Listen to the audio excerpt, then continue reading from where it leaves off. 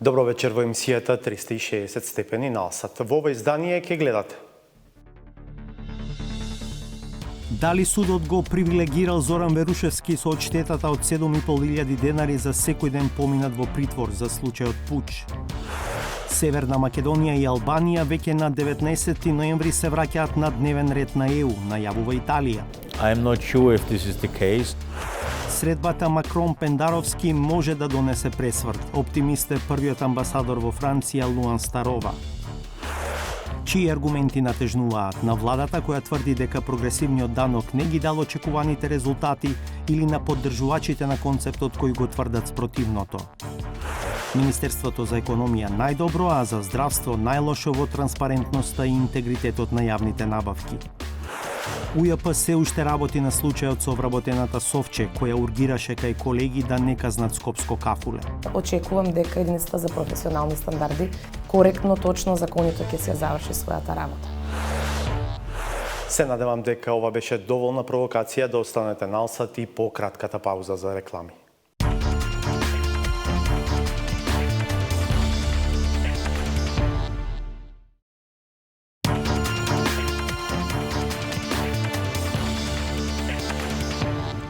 Ја гледате емисијата 360 степени. Еврокомесарот Јоханес Хан не сака одново да ги подгрева надежите дека е можно Европската Унија наскоро да донесе одлука за почеток на пристапни преговори со Северна Македонија и со Албанија.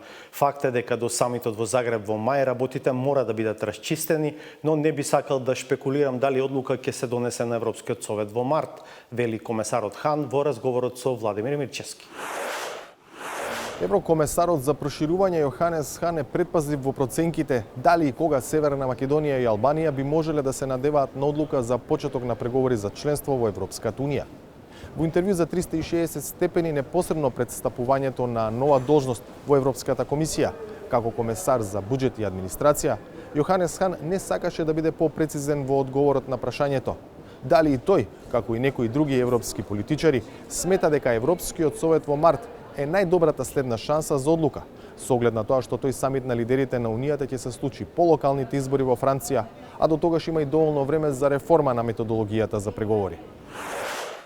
There are some information that it is possible to reach some kind of agreement or some kind of decision in March as a most probable date, because on the Zagreb summit, the character of this summit is not to make any decisions. Well, I agree that at the summit things should already be cleared in advance, but I don't want to speculate and to raise now expectations if it's in March, if it's earlier or later. I think what I can say today is that many people in member states, here in Brussels, in the parliament, etc., are eager, determined to work on this issue and to correct the decision of October. За потегот на Франција во случајот со земјава, но и за Холандија и Данска во случајот со Албанија, Јоханес Хан зборува како за вето, што е реторика невообичаена за европски функционер. Во интервјуто разговараме и за очекувањата од италијанската иницијатива за држање на оваа тема високо на агендата, за квалификувањето на земјите од Западен Балкан од Емануел Макрон како соседство на Европската Унија, за тоа дали видел француски предлог за нова методологија за преговори, за постигнувањата во неговиот мандат како еврокомесар за проширување. Целото интервју со еврокомесарот Хан ќе го видите подоцна во емисијата. Подоцна е и анализата на првиот македонски амбасадор во Франција Луан Старова за односите на релација Париз-Скопје и неговите очекувања од утрешната средба на претседателите Макрон и Пендаровски.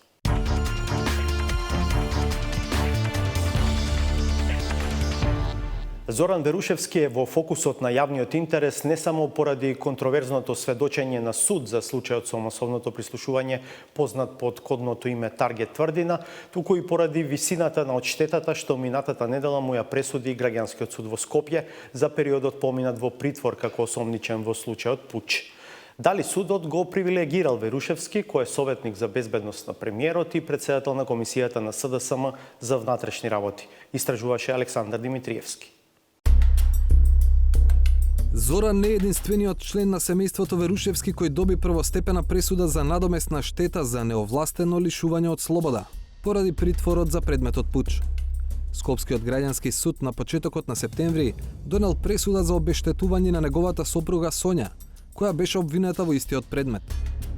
Верушевска обештетена со по 6.000 денари за секој од 175 дена поминати во притвор, или вкупно со 17.000 евра. Зоран Верушевски во прв степен доби 7.500 денари за секој од 344 дена во притвор. Тоа значи дека брачниот пар Верушевски во прв степен доби 59.000 евра одштета, за вкупно 519 дена во притвор за пуч. Пресудата за Зоран Верушевски се уште не е објавена на судската интернет страница, но објавена е онаа за неговата сопруга. Основата за оштетата е што откако кривичната постапка за неа е првосилно запрена, времето поминато во притвор станало неоправдано лишување од слобода. Судот најде дека на тужителката иследува правичен паричен надомест за претрпените душевни болки, за повреда на личните права на чест, углед и слобода. Коментарите во јавноста сепак не се однесуваат толку на основите за признавање штета, туку на висината на досудената оштета. 122 евра дневница, поубаво во затвор, отколку министер да бидеш. Еден од коментарите на социјалните мрежи за висината на обештетувањето за Верушевски. Сумата на прв поглед на вистина изгледа висока, па 360 степени провери, како поминале други граѓани во прв степен, кога неправедно биле лишени од слобода. За споредба, земавме неколку првостепени пресуди на Скопскиот граѓански суд од последните 18 месеци. Во делот примерите, оштетата не е ниту приближно висока како на Верушевски. Лицето со иницијали ХМ добило по 2000 денари за секој од 64 дена во притвор, а лицето ГА добило по 3000 денари за секој од 152 дена колку што бил лишен од слобода. Но КĆ, самохран татко на 10 деца, добили повеќе од Верушевски, 8350 денари за секој од 90 дена во притвор, а МЦ дури 10.000 денари дневно одштета за 90 дена во притвор, затоа што презумпцијата на невиност му била нарушена со изложување во медиумите. Од Скопскиот граѓански суд кој ги донел сите овие пресуди појаснуваат дека право на одштета имаат лица кои биле во притвор, а постапката против нив подосна била запрена со правосилно решение или завршила со правосилна ослободителна пресуда. Не постои однапред утврден ценовник, ниту граница за минимална и максимална одштета. Судот при одлучувањето ги има предвид сите околности на конкретниот случај, поставеното тужбено барање, судската пракса, профилот на лицето, изложеноста на јавноста при неговото приведување, односот на околината врз него, како и изведените материјални докази што секогаш се од битно влијание во конкретниот предмет. Водилка за судот во одмерувањето на справедлива одштета е Законот за облигациони односи, кој во член 189 став 2 наложува при одлучувањето судот да води сметка за силината и траењето на повредата со која биле предизвикани физички болки, душевни болки и страв. Или со други зборови, јавно осуден из медиумите, лоши семејни прилики и други елементи кои влијаат на душевната болка се директен фактор за судот да одредува повисоки одштети. Но кога треба да им се плати на оштетените, не плаќа тој што оштетените неправедно ги сместил во притвор. Плаќа државата од буџетот, кои се полни со парите кои што граѓаните ги плаќаат за даноци. Формално, исплатата ја врши Министерството за правда откако пресудата ќе стане правосилна. Кога станува збор за неоправдан притвор во 2014 имало само еден случај за кој се платени 24.800 евра. Следната 2015 имало 4 барања која чинеле државата 28.740 евра. Во 2016 повторно има еден случај кој чинел 730 евра. Во 2017 бројот на случаи е 5, а вкупната исплатена одштета е 30.190 евра. Во 2018 за наплата стигнале рекордни 10 случаи, во вкупна вредност од 77.960 евра. Или, за 5 години, неоправданиот притвор ги чини граѓаните 162.420 евра. Од Министерството за правда велат дека сите овие исплати се од постари случаи, бидејќи за штетата да се наплати, мора да има пресуда од второстепен суд, а неретко предметите одат и пред Врховниот суд. Не гледаат тренд на раст, туку варијации од година во година. Ако споредиме по години, имало години со 1, со 4, со 5, со еве сега 10 одлуки, меѓутоа тоа сепак не е некое драстично зголемување, во нормални рамки е. Но и во такви околности Ристовски вели дека во новиот предлог закон за јавното обвинителство се предвидува штетата во вакви случаи да не паѓа врз државниот буџет како досега. Вметнавме една одредба за одговорноста на обвинителите кога ќе направат, ако евентуално се докаже дека направиле пропусти во постапката намерно или од крајно невнимание, затоа и се усогласивме со опозицијата дека таа одредба треба да стои, да средствата се исплаќаат од јавно обвинителскиот буџет, а потоа јавното обвинителство да превземе мерки против обвинителот кој тоа го сторил. Во некои случаи барањата за одштета при неправедно лишување од слобода воопшто и не стигнуваат пред суд, ако оштетениот се договори со државното правобранителство. Упатството на Врховниот суд е од штетата да се движи од 3000 до 6000 денари, зависно од општествениот статус, здравието, возраста и други карактеристики на жртвата. Судската пракса сепак покажува дека не само Верушевски, туку и други, за јавноста непознати лица, успеале да добијат повисоки суми. Сепак, бидејќи станува збор за првостепени пресуди, не може да се исклучи можноста апелациониот па и Врховниот суд да ги намалат или зголемат од штетите. Во случајот со Совче, вработена во Управата за јавни приходи, која се обиде да ургира кај колеги инспектори при теренска контрола да не казнат скопско кафуле, а сето тоа беше регистрирано од камерата на 360 степени, се уште работи внатрешната единица за професионални стандарди. Директорката на УЈП Сања Лукаревска во одговорите на прашањата на Зоран Јовановски вели дека постапката треба да се истера до крај внимателно. Во моментов е спроведена одредена постапка преку единицата за професионални стандарди, кои што представува всушност една внатрешна контрола на поведението, работењето, исполнувањето на работните задачи на спрема сите даночни службеници. Што покажа таа контрола и дали вашата вработена е некако санкционирана? Во моментов, значи, постои постапка, ќе го почекаме исходот да видиме. Секако дека секој оној вработен во Управата за јавни приходи, кој што соработува на овој начин како што беше представен во вашето видео, ќе биде санкциониран. Затоа што да, нашиот принцип на работа и основниот приоритет е да градиме партнерски однос со даночните обврзници, меѓутоа да не градиме партнерски однос со оние даночни обврзници кои што не издаваат фискални сметки, односно кои што сакаат да го изиграат законот. И тоа е недозволиво и секој оној кој што на овој начин смета дека треба да биде дел од неговата работна задача да помага на обврзници кои што го искривуваат законското функционирање, исто така и за него ќе биде спроведена постапка. Нашата борба е таа дека секој пат треба да се бориме против сивата економија, а да не бидеме нејзини поддржувачи. Дали направивте истрага до каде стигнала ургенцијата? Која била користа вашата вработена да крене телефон и да ја направи ургенцијата? Кој бил мотивот? Предпоставувам познанство со сопствениците на тој даночен обврзник, односно на тоа кафуле, меѓутоа казната истиот тој даночен обврзник ја има платено. Дали ќе соработувате со институциите кои пројавија интерес за случајот? Например, антикорупцијска најави дека има елементи да се оформи предмет кај нив. Секогаш соработуваме и ќе соработуваме понатаму. Никој пат нема да застанеме на страната на оние кои што на некој начин сакаат да ги урнисаат елементите на правда и правичност и на законско постапување. Вашата вработена доаѓа сега на работа најнормално? Додека трае постапката, таа мора да оди на работа, односно е на работното свое место, а ќе видиме што ќе биде исходот од оваа постапка. Колку време би траела процедурата за да се открие што се случило поточно, знаете? Станува збор за една сензитивна постапка и затоа не би требало да брзаме, а со цел да повредиме одредени па други законски одредби, сепак очекувам дека единицата за професионални стандарди коректно, точно, законито ќе се заврши својата работа. Подолга верзија од разговорот со директорката на УЈП е достапна на интернет страницата 360stepeni.mk.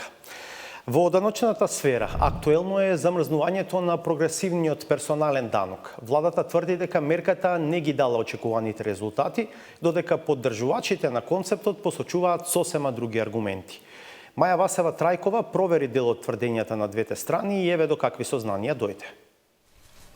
Предлагаме воведување дополнителна стапка од 8% за делот од доходот кој надминува 90.000 денари месечно. Пред точно една година власта воведе нов модел за персонален данок. До тогашниот рамен се замени со прогресивен. Ние сме левичари и редот е сите граѓани кои што имаат поголеми приходи, посебно приходите поголеми, еве да и кажам, поголеми од 1500, 2000, 2000, 3000, 5000 евра, да платат повеќе. Прогресивниот данок го поздрави Европската комисија со очекување на краток рок да ги подобри јавните финансии. За беше и Светска банка, која уште претходно проценуваше дека мерката може да ја намали нееднаквоста. Но набрзо по смината на кормиларот во Министерството за финансии, владата реши да го замрзне прогресивниот данок. Не ги даде очекуваните резултати, веројатно од две причини. Прво сме окружени во регион каде што даноците се многу ниски и се генерално рамен данок. Тоа дефинитивно на многу голема мобилност на капиталот овозможува веднаш отварање на сметки надвор од државата, преместување на компании надвор од државата. Кој заев е во право? Робин Худ е бандит херој од британскиот фолклор, кој за цел свет е синоним за земање од богатите за да им се даде на сиромашните. Иако ниту една држава не може да се нарече бандит кога ги собира даноците. Воведувањето на прогресивниот данок во земјава беше брането токму со Робин Худовската благородна мисија. Средствата од праведното оденочување се користат за поддршка на социјалната реформа, односно обезбедување на фера општество и праведен раст за сите. Идејата беше околу 10.000 граѓани во земјава кои земаат плата над 90.000 денари да плаќаат повисок данок од тие со помали плати. Например, некој што имал нето плата од 105.000 денари, поново плаќа 1.457 денари повеќе од тоа што го плаќал претходно. Проекцијата на Тевдовски беше дека на тој начин ќе се соберат 25 милиони евра плюс годишно во буџетот, кои потоа ќе одат за социјални трансфери. Основната теза за замрзнувањето на мерката на неговата наследничка Нина Ангеловска е дека ако останал стариот модел, ќе се собереле повеќе пари од предвиденото.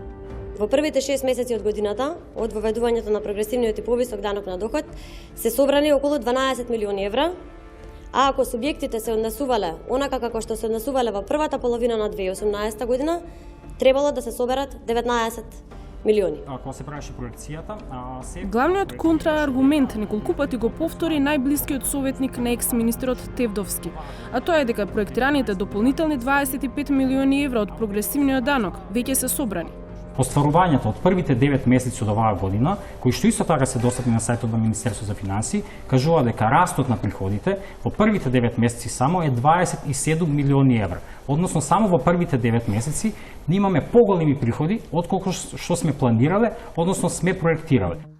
Ако се погледнат бројките за прибраниот персонален данок во последната деценија, и тоа за првите 9 месеци од годините, фактите се следни. За првите 9 месеци во 2019 година се собрани 27 милиони евра повеќе споредено со истиот период во 2018 година, што на прв поглед не оди во прилог на тврдењата на новата министерка дека мерката не дала резултати. Но ако се погледнат и претходните години, може да се види дека прибирањето на персоналниот данок растело секоја година, без промена на моделот на оданочување. Тоа значи дека и без прогресивниот данок приходите најверојатно ќе пораснеле, што сепак не може да го покрие фактот дека годинашново зголемување е рекордно. Затоа и прашавме во Министерството за финансии зошто тврдат дека мерката не го дала постакуваниот резултат кога е очигледно рекордното зголемување. Оттаму сега признаваат дека растот на приходите од прогресивниот данок е како што планирал Драган Тевдовски, но велат дека тоа не е најважно. Иницијалната проекција за целата 2019 година дека ќе се приберат 25 милиони евра од прогресивниот и повисок данок на доход ќе биде остварена, но тоа не е клучното прашање. Потенцијалниот приход доколку данокот ја остварил својата цел за прераспределба на доходот и субјектите не го промениле своето однесување, односно немало даночно избегнување, ќе бил 19,2 милиони евра. Зошто биле проектирани средства пониски од потенцијалот не е прашање што треба да го адресирате кон мене. Во овој одговор се содржи и вториот главен аргумент за замрзнување на прогресивното оданочување, дека по промената на моделот многу лица и компании нашле начин да избегнат повисок данок. Некои даночни обврзници, без оглед дали индивиди или цели фирми, ги нема во систем, може би одлучиле да се префрлат во некој друг даночен систем, кој потенцијално им нуди подобар даночен третман и услови. Другото е дека некои даночни обврзници одлучиле дел од своите доходи, како што може да видиме, да ги префрлат на други лица со цел да не го надминат прагот за плаќање на прогресивната даночна стапка и со тоа направиле фиктивно подобра прераспределба. 360 степени побара конкретни информации за анализата на финансии, колку лица го напуштиле домашниот даночен систем и колку префрлиле дел од своите примања на други лица за да ја избегнат прогресивната стапка. Наместо бројки добивме објаснување. Самиот наод дека се прибрале значајно средства под потенцијалот укажува дека некои доходи во системот ги нема, како и дека некои доходи кои оригинално би се оданочиле со повисоката стапка биле фиктивно префрлени на други лица, кои се уште не го постигнале или знаат дека нема да го постигнат прагот за прогресивниот данок. Стравувањата на владата беа дека најголем потенцијал да бегаат се вработените во IT секторот, па ги проверивме и бројките на државната статистика.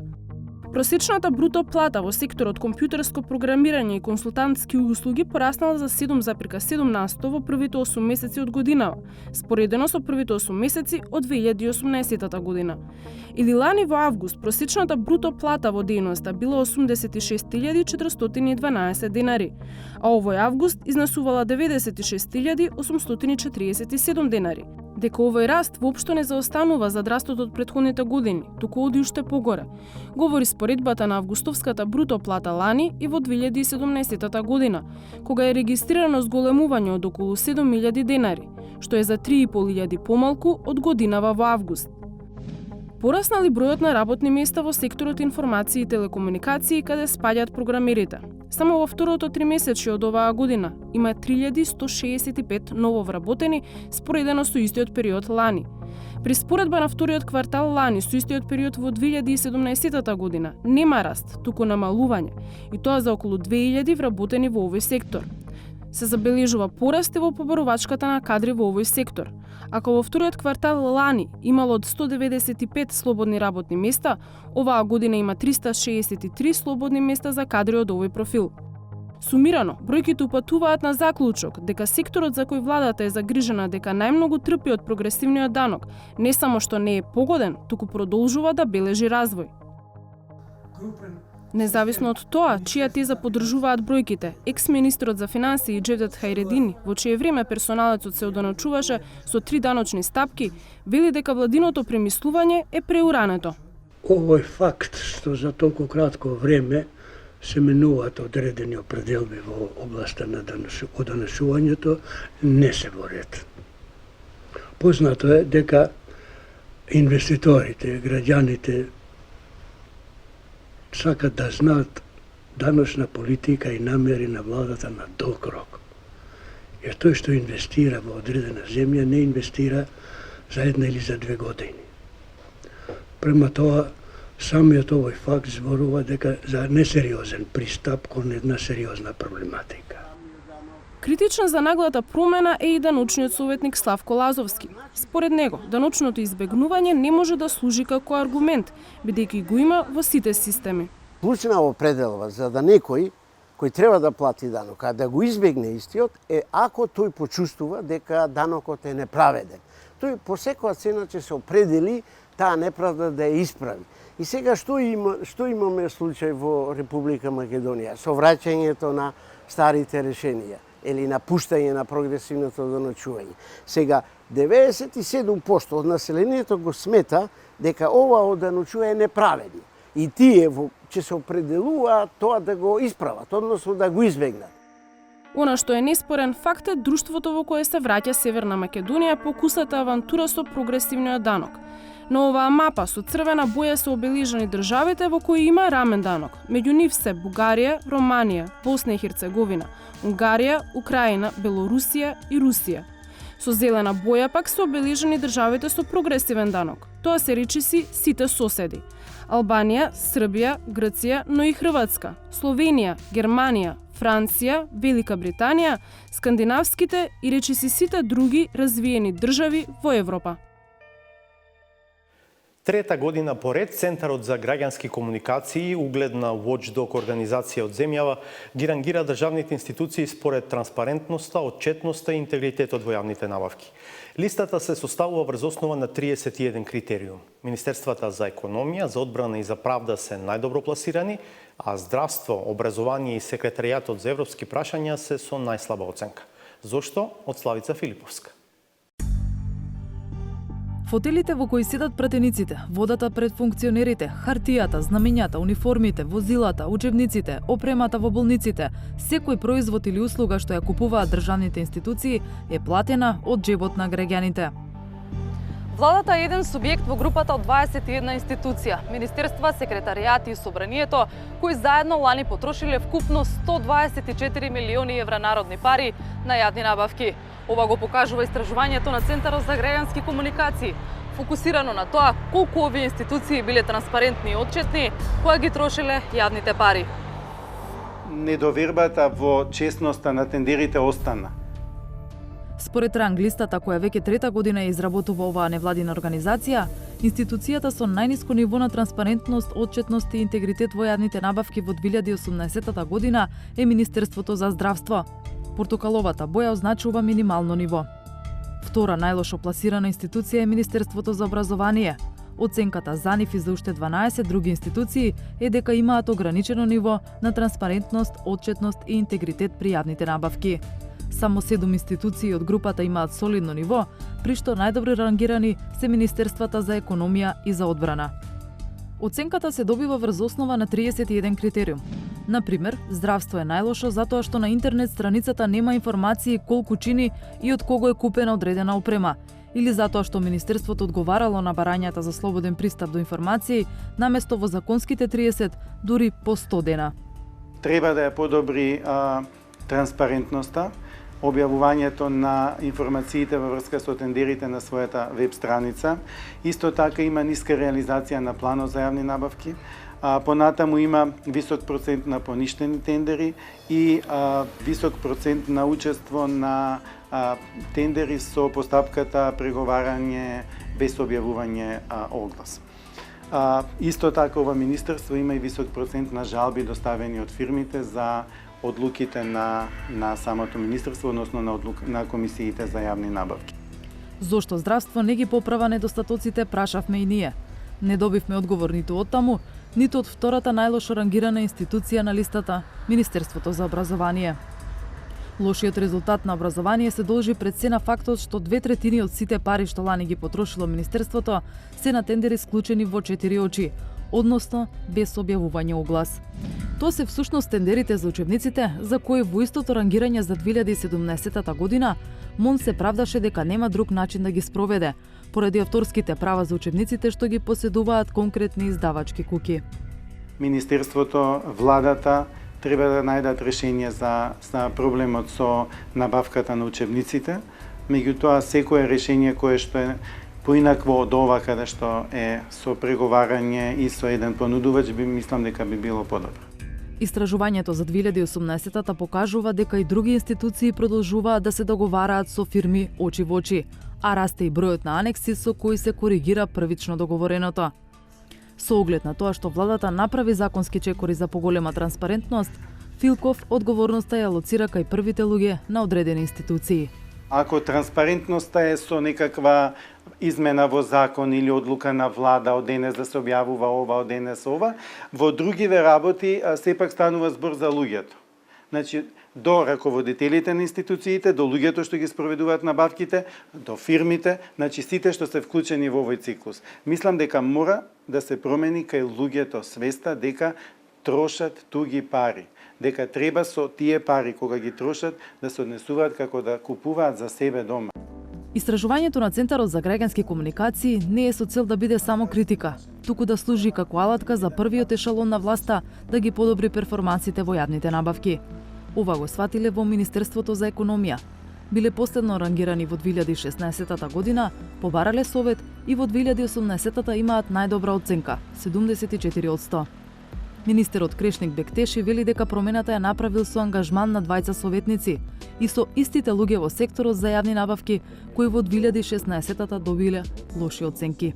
Во одделението за јавни набавки, да бидеме искрени пред јавноста, во нашата институција нема поеќе од 5 луѓе вработени, вклучувајќи го тука и моите луѓе што се во кабинетот. Имам советник кој се занимава само со финансите, а и современо имам советник кој се занимава само со односи со јавноста и тие го менаџираат, значи и делот на финанси и делот на одговор на барање на граѓани или пак одговор на информации што се во интерес на граѓаните. И ние, освен тоа што го правиме и што сме надлежни со закон, ние и преку социјалните мрежи транспарентно ги објавуваме сите добитници, сите критериуми, но не само тоа, како што сте можеле да приметиле, во неколку наврати јас како министер излегувам пред медиумите, им правам повик за сите да бидат навремено информирани,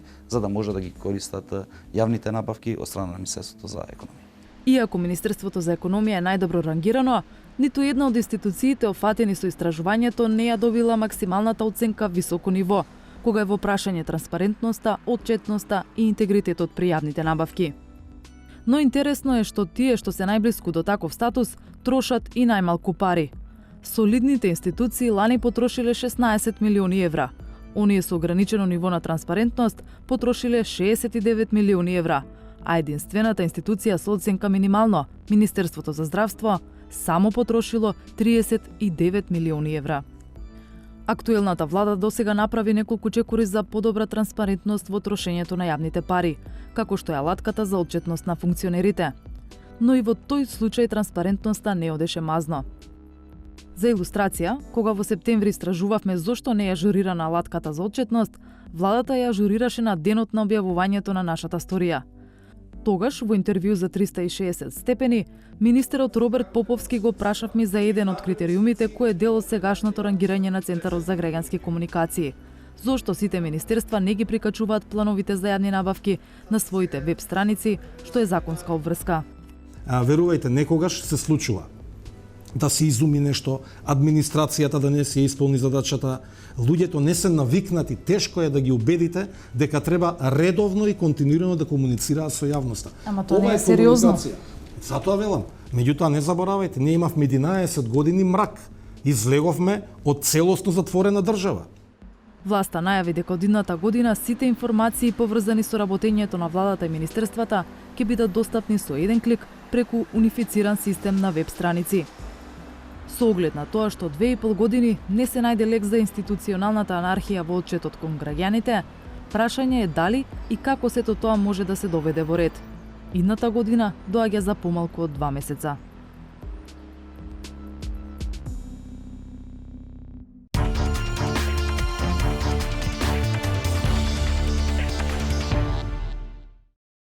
Утре во Париз се среќаваат претседателите Емануел Макрон и Стево Пендаровски во период на неизвестност за европската иднина на земјава. Какви се очекувањата од овој состанок и кој го изгуби од радарот? Дали Франција ја изгуби Македонија или обратно? Го прашавме академик Луан Старова, првиот македонски амбасадор во Париз. Средбата на претседателите Емануел Макрон и Стево Пендаровски може да донесе пресврт во ставот на Франција за отворање преговори за членство во Европската Унија со Северна Македонија и со Албанија. Ова е ставот на академик Луан Старова, кој со искуство на амбасадор на некогашната СФРЈ во Тунис, во 1994 година беше именуван за прв македонски амбасадор во Франција, позиција на која останува до крајот на 99-та. Таа средба може да биде позитивна, можеби што посреќна ќе беше ако дојдеше пред тоа, пред одлуката на Макрон. Како што Макрон ја донесе неочекувано таа одлука, тој и неочекувано можеби и ќе ја повлече. Јас велам, таа е повеќе на личен план, отколку на планот на институциите на самата земја. Противењето на Франција наспроти цела Европа и Старова го квалификува како грешка. Во неја гледа лична одлука на Макрон, кој во политички систем како францускиот, во кој шефот на државата е најмоćна функција, користи можност за лични маневри.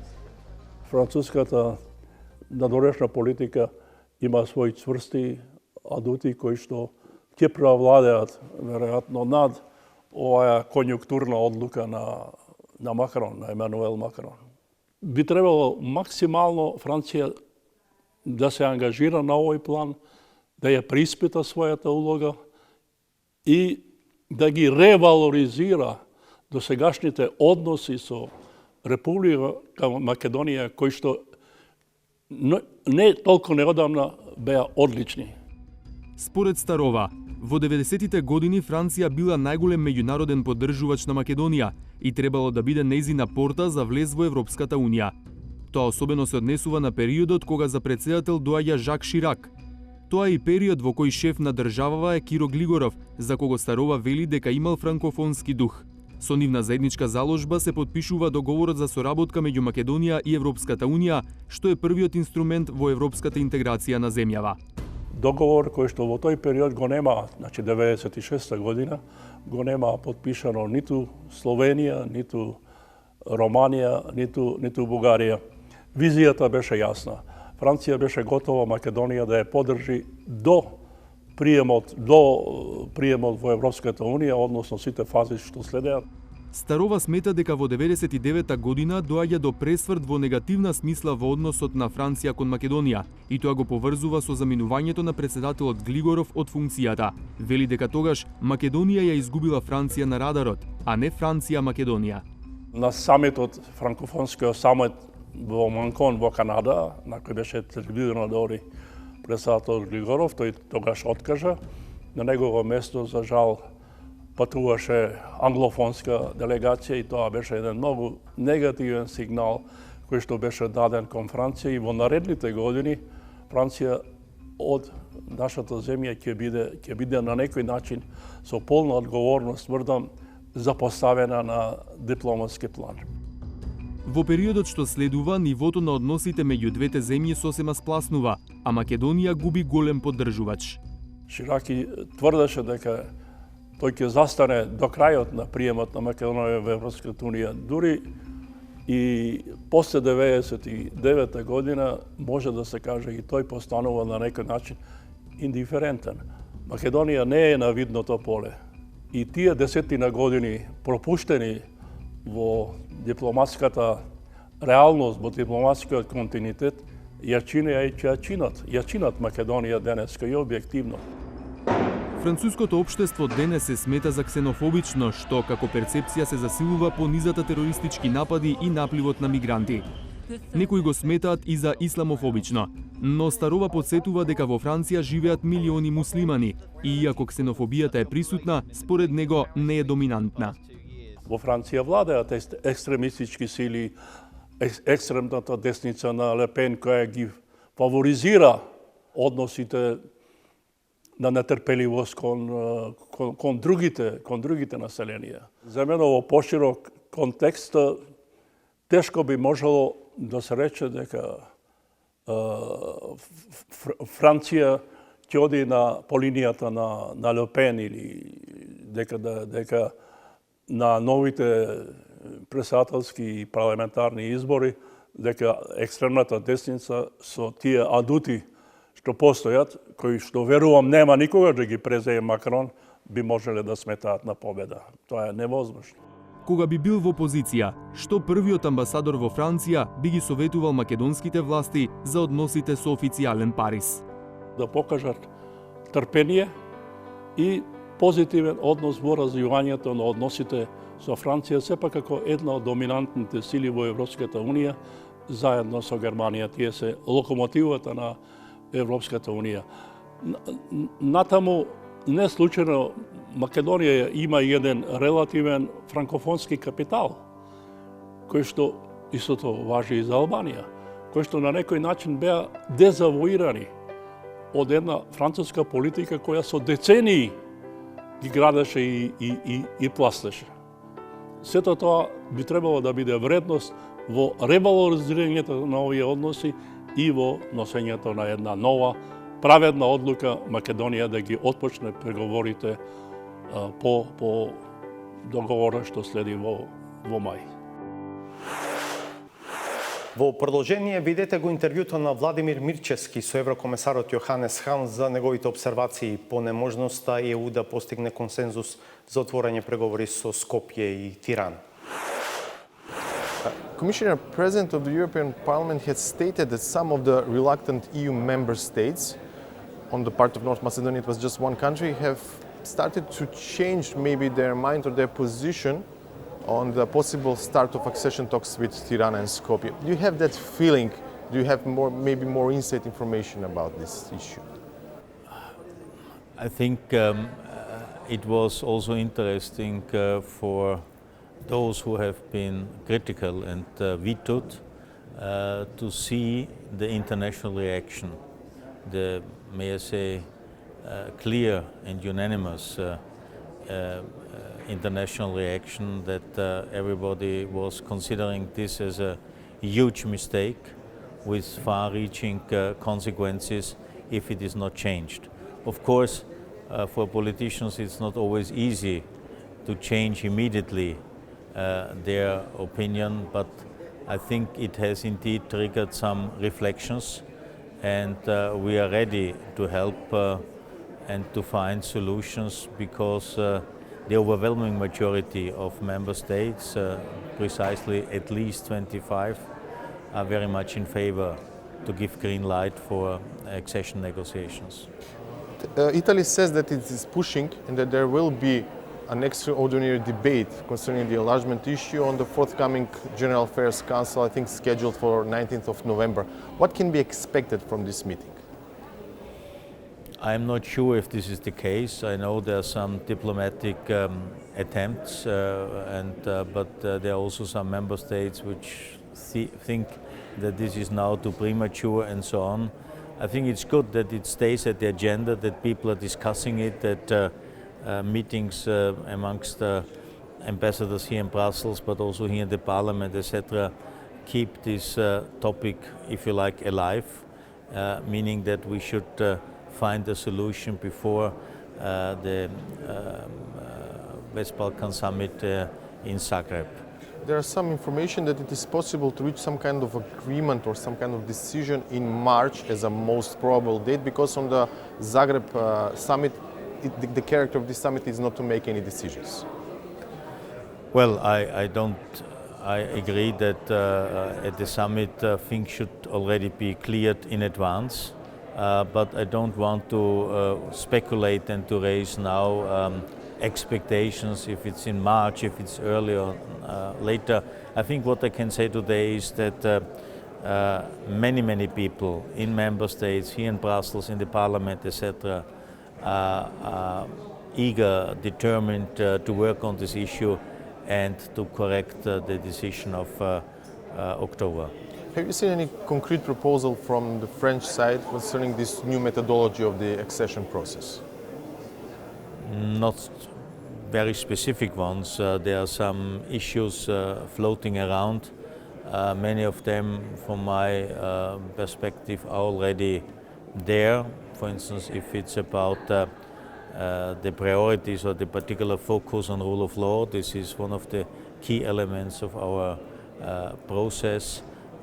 We have already the opportunity to suspend negotiations if there is, for instance, backsliding in the rule of law. Of course, none of these processes is irreversible, so there are many elements already in. And I agree that nobody is perfect, and we should learn and learn our lessons from previous accession rounds and try to adapt it to the current ones. For instance, one of my, if you like, big visions is to have to prepare a new member state in a way that it becomes, if you like, full member from the day one. For instance, today, countries like Croatia or Bulgaria, Romania are still struggling to become member of the Schengen area. I think one of our aims should be to prepare countries in a way that they are full member from the day one, with all the opportunities but also obligations. And this could also mean, as an example, in terms of further development in our process, to allow candidate countries to participate in certain activities inside the Union, to participate in certain ministerial conferences, etc., in order to become more familiar with certain European topics, etc., to at least participate in the policy shaping and to get therefore more involved, more engaged and more motivated. One of your maybe last appearances in front of the European Parliament at this position, you said, you referred to the Western Balkans as part of Europe, not as a suburb. But this is quite different from what, let's say, French President Macron has said after the last European Union Council, where he referred to the Western Balkan countries as a neighborhood and said that not all of them should end the process as being parts of the European Union. What do you think about this?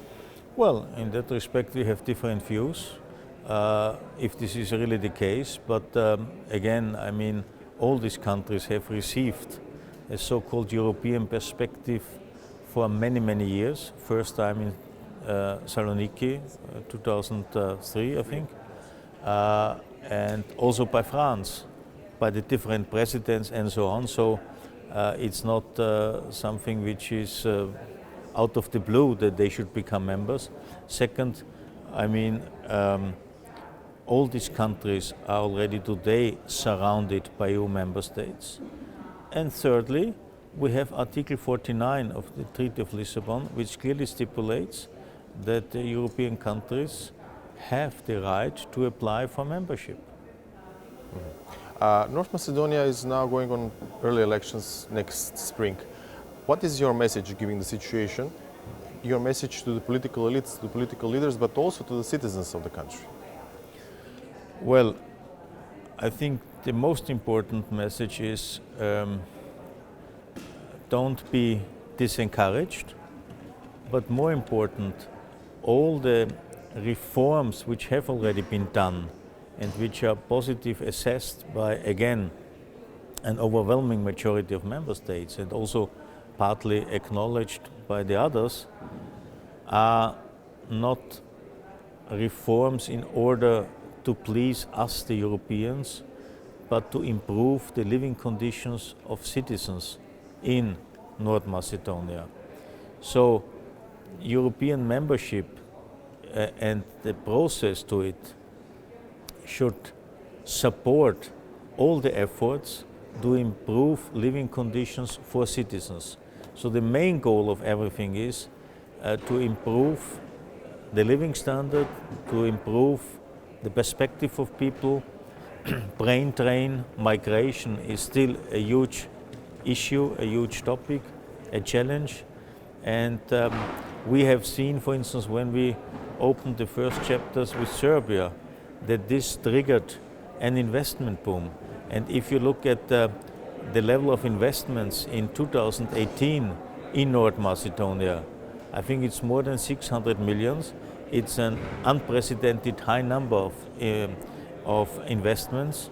In the years before, on average, it was 200-300 million, so it's more than a doubling. And this is already the reaction of this more concrete European perspective. And investments means usually jobs, means opportunities, and this will certainly sooner or later pay off also for the living conditions of North Macedonian people. Therefore, I think stay motivated, stay engaged, don't change, so to say, the direction, and do it for yourself. Do it for yourself, and if it's also for the European Union, it's fine, but primarily it should be in your own interest. Thank you very much. Уште една пауза па саботажата.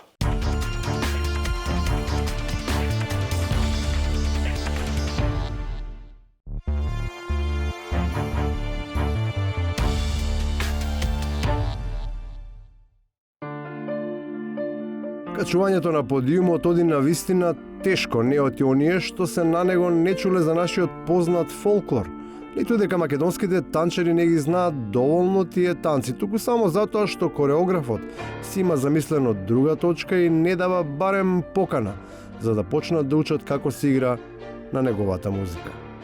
Јас така не сакам да играм, ама ќе се на свадби, ќе се фатиш, ќе играш првиот, другиот, третиот и после некој време ќе почнеш да играш и ти.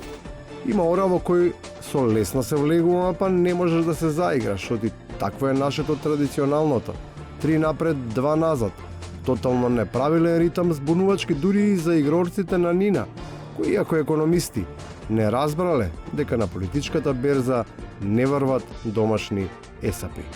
Изборите на сите ни дојдоа како да кажам, шок. Влеговме со некој мандат од дека можеби ќе можеме слободно да работиме 1 година, меѓутоа испадна дека имаме 3 месеци. Ова евидентно отсуство на мотивација најдобро се санира, ама не со жал норо, туку со посета на комбинирана музичко-ораторска сеанса, на која наместо од каучот, од терапевтската бина, ексклузивно и со повторување за да се запамети, ќе може да се чујат кои се начините на кои се крева спуштената самодоверба. Ние верувавме во себе, верувавме во ВМРО-ДПМН, верувавме во идејата, работевме, верувавме и работевме. Па работевме и верувавме.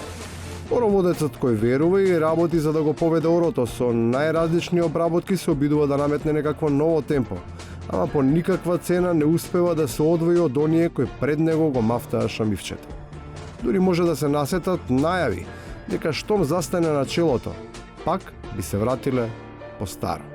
Сите оние браќа и сестри кои што ви велат дека невозможно е да се вратат некои работи. Тие се жртви на пропагандата, на политичките измамници. Како дополнение на овој јасен сомнеж дека песната може да има неочекуван крај, сведочи уште еден стих, кој дополнително го засилува впечатокот, според кој оние од порано кој сега ги нема, не само што ќе остварат камбек, туку за нив е предвидена светла перспектива. Тоа се политичари на минатото и тоа минато треба да стане нивна иднина. Овие пак од сегашноста, за разлика од скриените пораки на нивните опозити, барем се транспарентни. Нивните ора се вијат на отворено и тие немаат никаков проблем што сите знаат кој е на челото, а кој на кецот. Па ставаат и акцент на тоа, дека кај нив се знае кој се игра и како игра. Овие кои што и сега се на власт се занимаваат со криминал. И на крајот, можеби затоа сите се на колене и го молат кореографот да се смилува. Ние не барахме суштина да влеземе урото, ние барахме досоло барем опинците да ги облечеме. Ако ништо повеќе, така. Пораката е јасна. Никој не бара да игра, туку барем да се застане на нозе, која ако останат боси, како и досега, и натаму само ке се лизгаат. Ви благодарам што бевте со нас. Пријатно до петок во 22.